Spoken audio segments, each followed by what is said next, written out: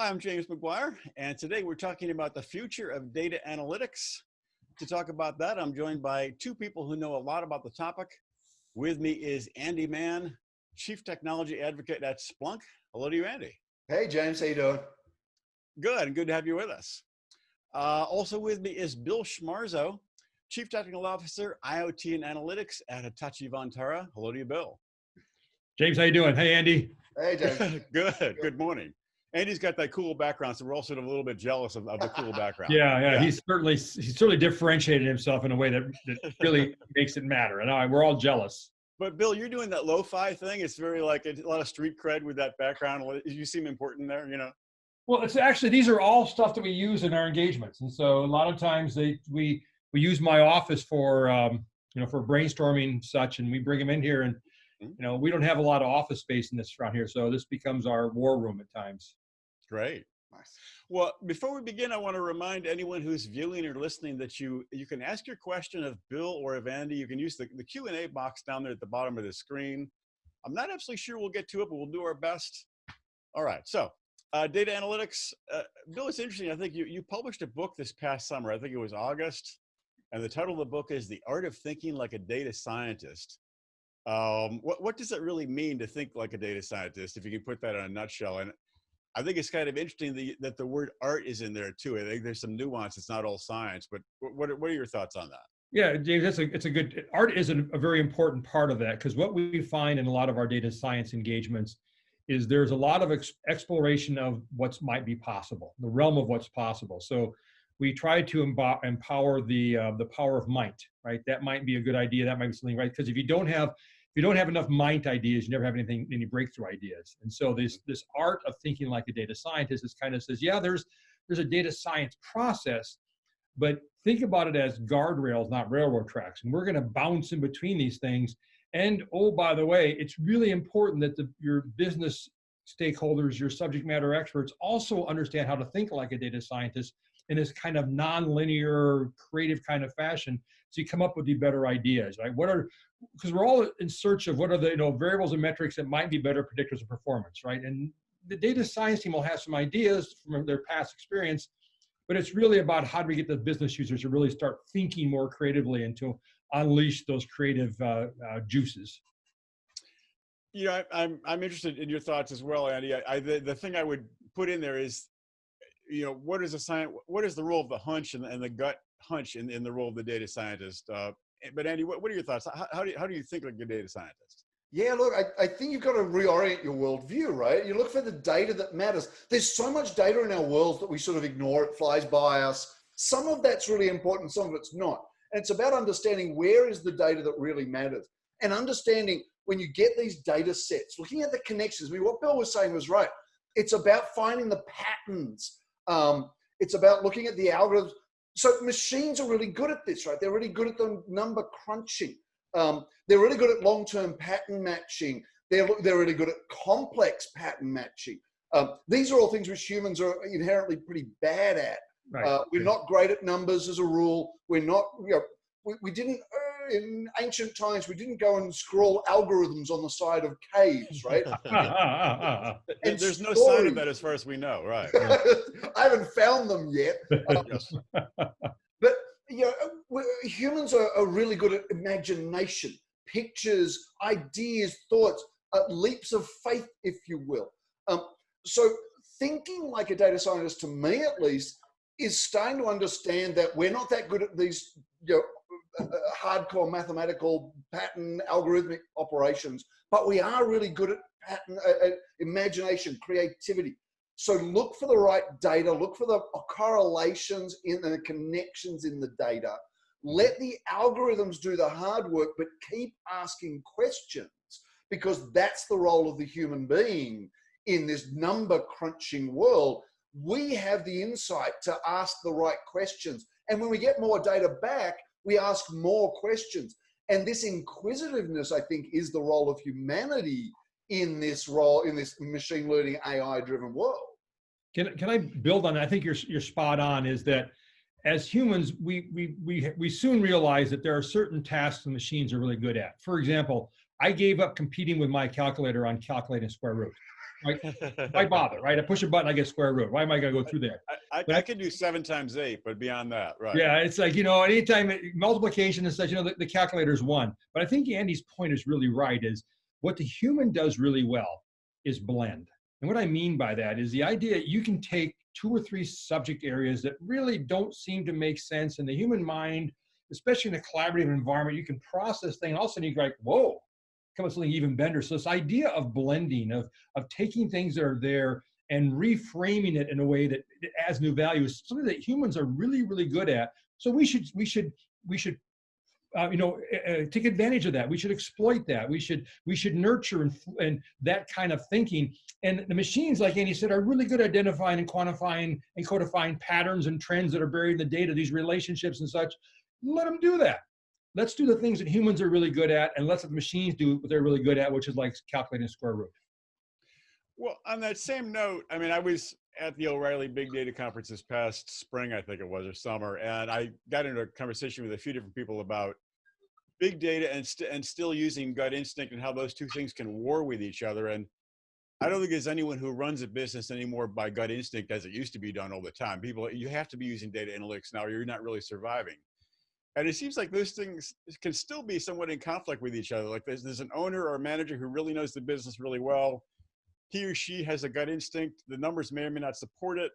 I mean, what happens to the data scientists versus the people who are running the gut instinct? Andy, any thought on that?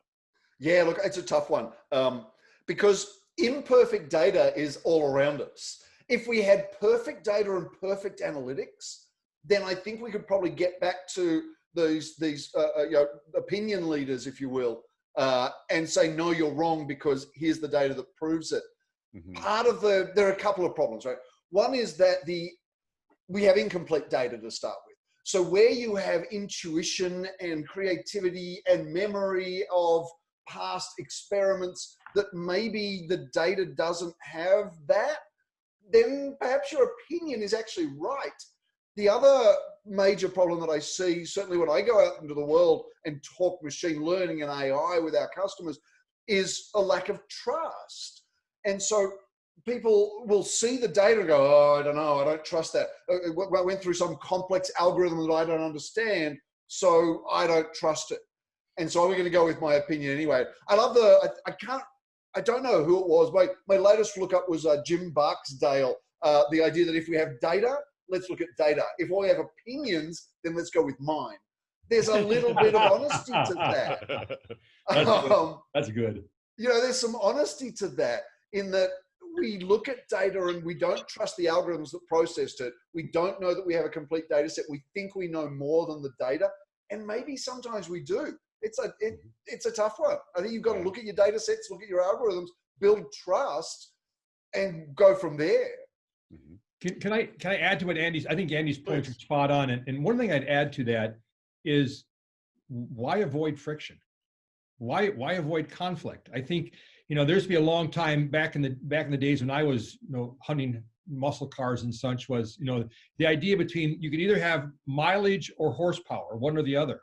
Well, today we have both, right? Mm-hmm. Why? Because we embraced the friction and figured out how to improve that. So I actually think friction, like diversity, is good, because if you don't have friction, if you don't have some level of conflict, you're not really pushing the edges enough. And I think as a data scientist, or as a person who's trying to become a citizen of data science, that we're constantly looking to try to push the edges around where we ideate and stuff. So friction is not bad. In fact, if you don't have friction, I think you got a problem, right? You want to have friction that tells you, okay, now we're pushing around the right edges. That's a really good point, Bill. Someone recently, one of my mentors recently told me that, talking about having difficult conversations with people, that to have the view that by having a difficult conversation, you're actually exposing something which is going to help someone learn and get better. That is such a powerful notion. Yes. And with data, especially when we have these opinions and stuff, let's explore them. Let's find out if there's something solid behind them or not. That's a great point, Bill. I love that. Amen. So looking ahead to next year, 2020, the pundits say to us, if they're to be believed, speaking of believing opinions, there could be a recession next year. We don't know. Maybe there will be, maybe there won't be. So if by chance there would be, how would that affect how big data and data analytics is practiced. It's sort of like, how do you do data analytics maybe with less resources or in a tougher environment? Andy, your thoughts about that? Oh, look, I think just briefly, there'll be a pressure on resourcing, obviously, if there is a recession. We've seen this before. One of the first things to get hit is people. They're a big cost in any business. So people and rent, so cloud computing will kick up again, and people will probably find themselves looking around, as people go to cost cutting. Honestly, there's two ways this could go. That means more pressure on existing data scientists and data science tools to fill the gap. I recently gave a presentation on what's on the mind of transformational CIOs. And one of the tools I use to look into that mindset is automation and skill sets. So when you don't have enough people to fill the skills gap, you start to use tools and automation to do it instead. And so data analytics, maybe that means more and better tools to do data analytics. The other way it could go is maybe it means we cut that because we're not proving success enough.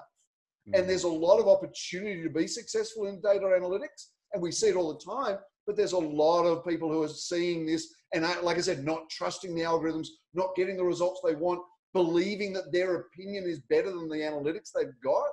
And so maybe we end up going away from that because of the cost aspects. Oh, Bill, you're probably more attuned to this even. What do you reckon? So I'm going to be kind of weird here, and I actually think a recession would be great for data science and big data, because I think what would happen is that we would see organizations forced to focus on the value creation aspects of data and analytics.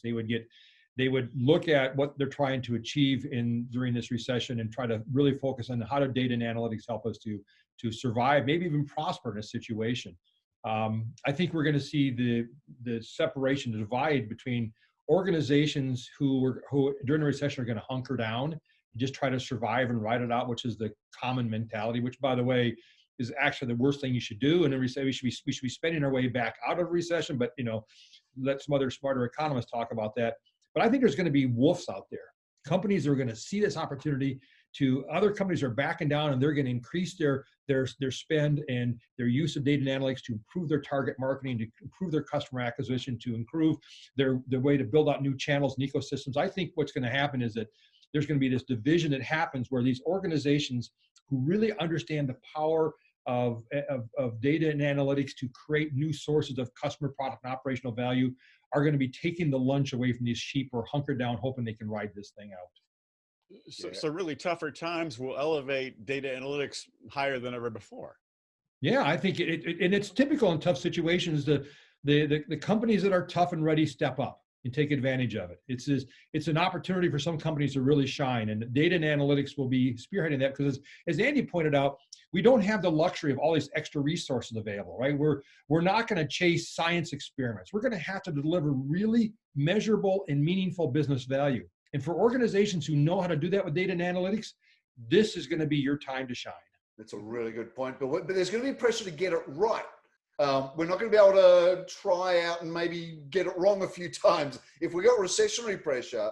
But it's a really good point. I love what you're thinking there about making it even more important. Yeah. So it's called job security. It's called job security for us data scientists. That's always good, right? Well, I think that already exists, actually. Let me try a screen share here. And this is, those smart folks over at Gartner. I hope that, can the two of you see the graphic on the screen? Yeah, it looks good. So it's, it's 10 possible things that they think may happen in data analytics in the year 2020. I won't read through them. Anyway, of those 10, what do you think might be a few that really lead the way? James, the one that grabs me there is augmented analytics. Now, there's a lot of hype about virtual everything, right? Virtual reality and so forth. I feel there's opportunities there, very niche opportunities. I think augmentation is going to be a really significant game changer in our world. And so augmented analytics, we're doing stuff where, for example, you can wear goggles like a HoloLens kind of goggles and look at machinery on a plant floor, scan the barcode with your goggles, and it'll come up with its maintenance history and give you predictive analytics about preventative maintenance opportunities.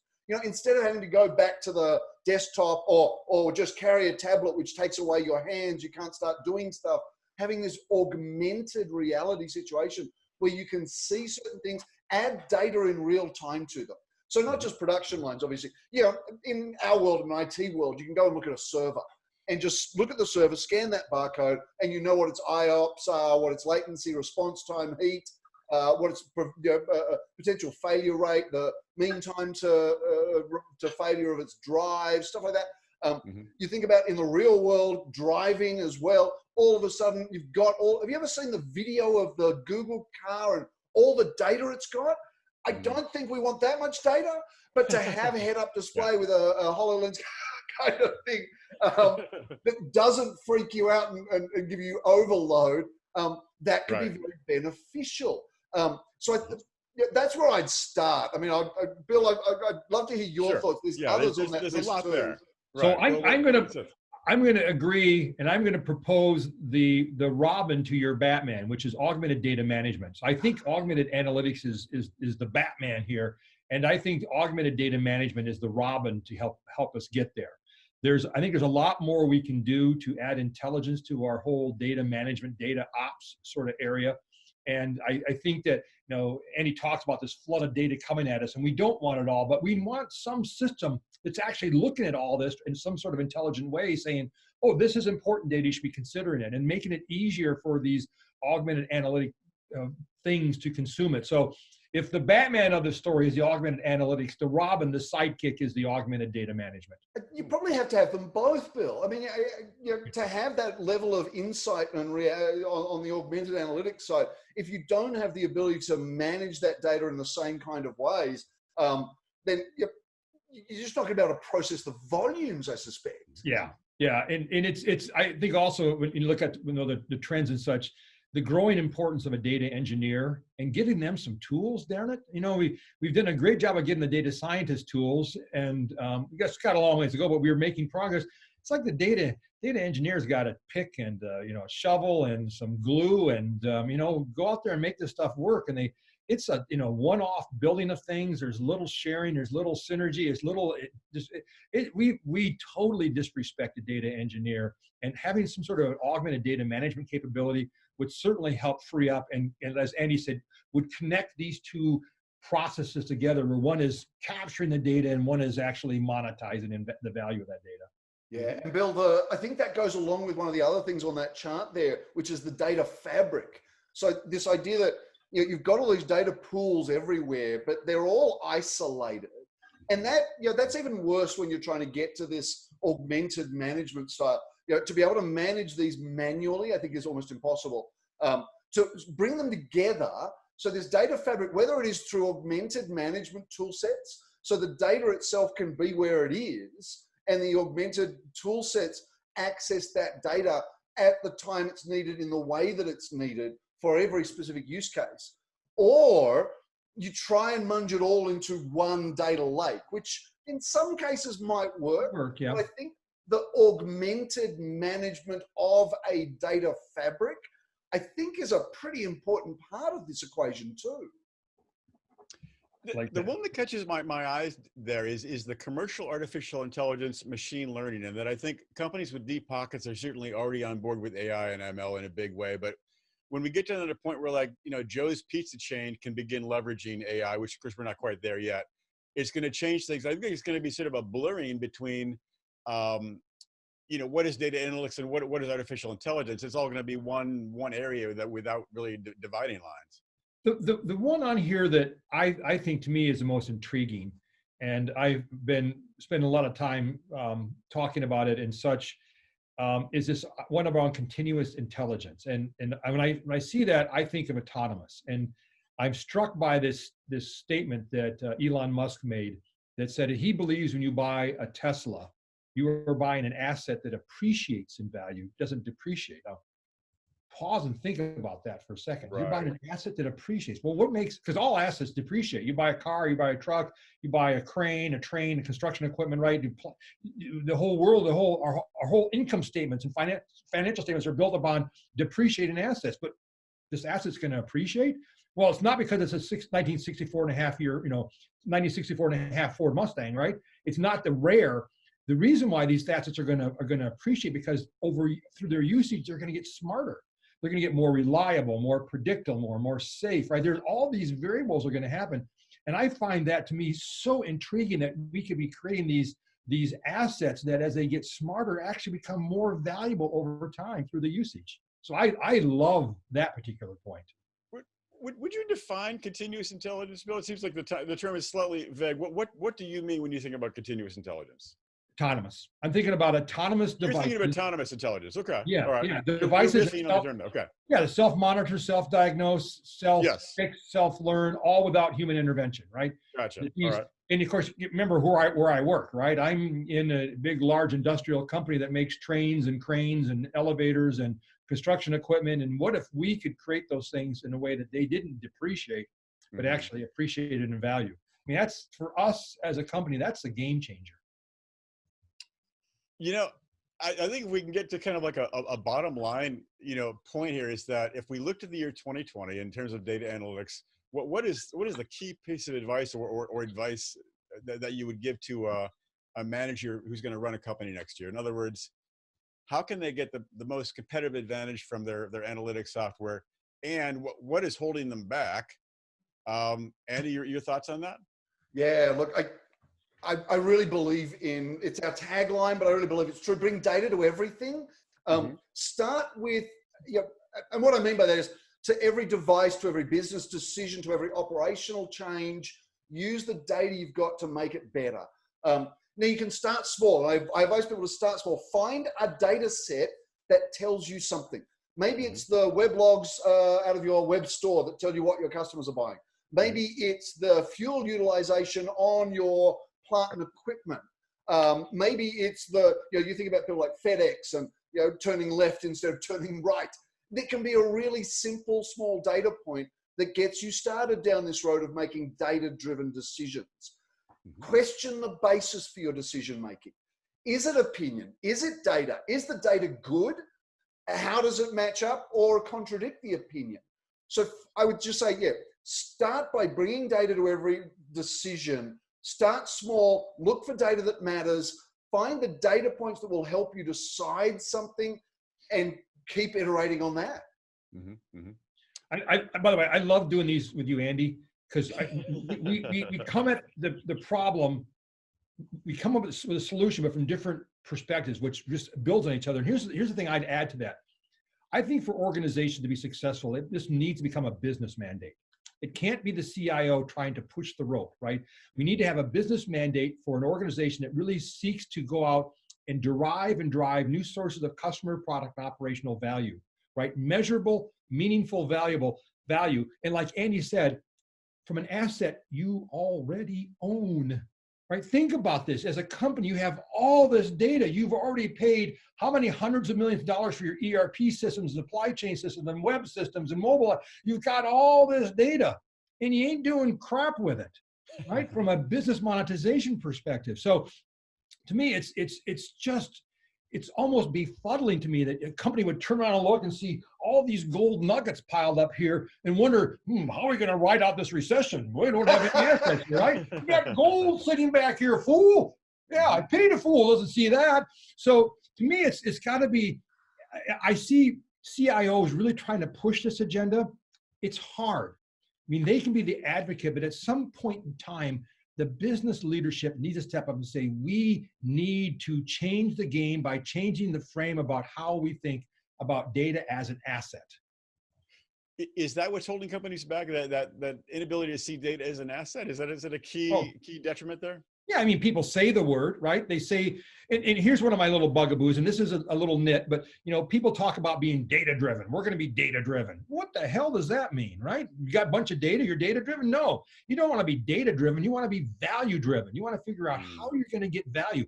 And the reason why it has to be a business mandate, because it's the business who decides what's important to the business. So business leadership is saying, we need to reduce inventory costs. We need to improve operational uptime. We need to improve customer retention. We need to improve it's the management team who's setting the direction for the organization. And for every one of their business initiatives, you can use data and analytics to help make that more efficient. You can drive, it's like printing friggin' money.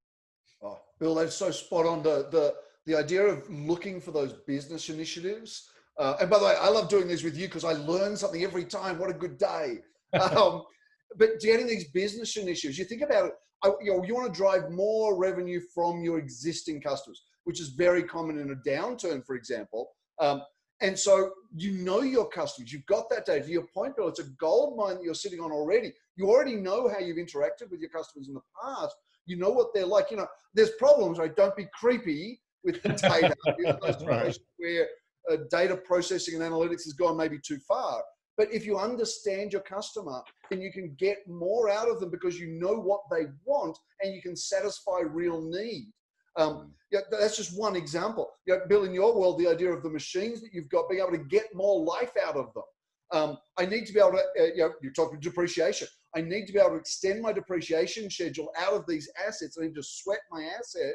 So look at your preventative maintenance back, the history of maintenance, and start to use PM to extend the lifespan of the tools and the physical equipment you've got. This is, to your point, Bill, this is data you've already got. So that's so spot on, mate.